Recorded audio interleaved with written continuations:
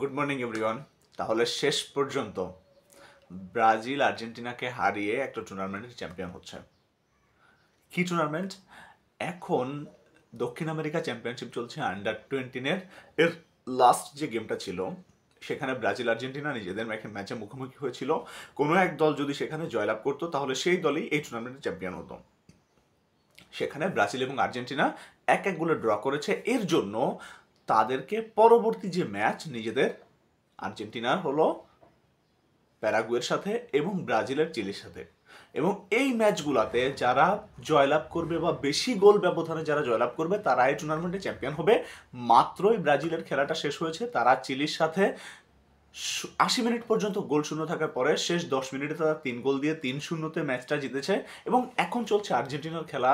এখন পর্যন্ত 77-78 মিনিটের খেলা হয়েছে এবং সেখানে 2-2 গোলে প্যারাগুয়ের সাথে আর্জেন্টিনার ম্যাচ চলছে।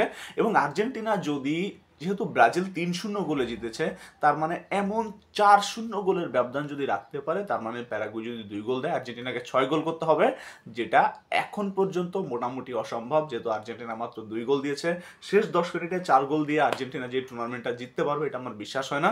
তার মানে আমি ধরে নিচ্ছি এই টুর্নামেন্টে ব্রাজিলই চ্যাম্পিয়ন হচ্ছে। এবং many many congratulations to Brazil for winning the South American championships by beaten all-time rival Argentina. So congratulations Team Brazil এবং Team Brazil under 20. Many congratulations all of you.